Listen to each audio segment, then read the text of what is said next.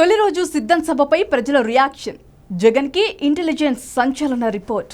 ఏపీలో జరగబోయే ఎన్నికల్లో తాను మళ్లీ గెలవాలని ఇన్నాళ్లు తాడేపల్లి ప్యాలెస్లకి పరిమితమైన వైసీపీ అధినేత సీఎం జగన్మోహన్ రెడ్డి బస్సు యాత్రను ప్రారంభించారు. మేమంతా సిద్ధం పేరుతో బస్సు యాత్రను మొదలుపెట్టారు. నిన్న ఇడుపులపాయలో తన తండ్రి దివంగత సీఎం వైఎస్ రాజశేఖర రెడ్డి సమాధి వద్ద నివాళులర్పించి బస్సు యాత్రను ప్రారంభించారు. గతంలో మాదిరిగానే జగన్ తల్లి విజయమ్మ ఇడుపులపాయ చేరుకుని జగన్ కి ఆశీస్సులు అందించింది. ఇక్కడ నుంచే తన బస్సు యాత్రను ప్రారంభించారు. ఇప్పటికే దేశంలో సార్వత్రిక ఎన్నికల షెడ్యూల్ వచ్చినా నోటిఫికేషన్ రావడానికి సమయం ఉండటంతో జగన్మోహన్ రెడ్డి ఈ బస్సు యాత్రను ప్లాన్ చేసుకున్నారు.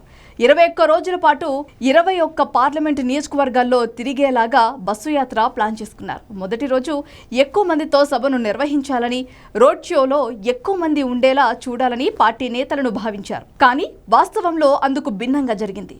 ఎక్కడా జనాలు లేకుండా పోయారు. సభలకు జనాలు రావటం అటుంచి కనీసం రోడ్ షోలో కూడా జనాలు కనిపించలేదు. చివరికి జగన్ బయటకు అడిగేస్తే లైవ్ ఇవ్వాలని అప్రకటిత ఒప్పందాలున్న నీలి, కూలీ మీడియా ఛానళ్లు కూడా జగన్ బస్సు యాత్రను కవర్ చేయలేదంటే ఎటువంటి పరిస్థితులు ఉన్నాయో అర్థం చేసుకోవచ్చు.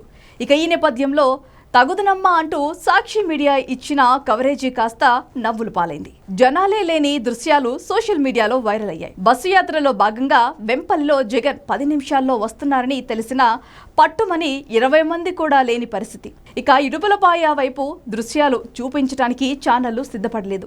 ఇడుపులపాయ నుంచి బయలుదేరి ప్రొద్దుటూరుకు వచ్చే వరకు 3 నియోజకవర్గాల కవర్ చేసిన బస్సు నెమ్మదిగా వచ్చినా ఎక్కడా జగన్ కి జన ప్రవాహంతో ఉన్న దృశ్యాలను కవర్ చేయలేకపోయారు. ఎక్కడ చూసినా ఖాళీగానే కనిపిస్తోంది. కొన్ని కూడళ్లలో మాత్రం కొంత మేరకు జనాలు ఉన్నారు. జనాలు లేకపోవడానికి కారణాలు ఏమిటని జగన్ ఇంటెలిజెన్స్ వారితో వాకాబు చేయగా వారు షాకింగ్ రిపోర్ట్ ఇచ్చినట్లు తెలుస్తోంది. సంక్షేమ పథకాలు పొందిన లబ్ధిదారులు సైతం జగన్ సభలకు, రోడ్ షోకి రావడానికి సుముఖత చూపించడం లేదని ఇంటెలిజెన్స్ నివేదికలో ఉన్నట్లు సమాచారం.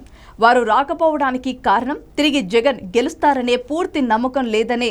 అంతే కాకుండా ఎవరు అధికారంలోకి వచ్చినా సంక్షేమ పథకాలు ఇస్తారు కదా అనే సమాధానాలు వచ్చినట్లు తెలుస్తోంది. ఇక డ్వాక్రా మహిళలు కూడా ఎక్కువ మంది రాకపోవడానికి ఎన్నికల కోడ్ ఉన్నందున తప్పనిసరి కాదని తేలిపోవడంతో వైసీపీ సభలకు పోకపోయినా తమకు ఎటువంటి ఇబ్బంది ఉండదనే భావన ఉందని అధికారులు చెప్పినట్లు తెలుస్తోంది. దీనికి తోడు ఎండలు కూడా ఎక్కువగా ఉండటం ఒక కారణంగా తెలుస్తోంది.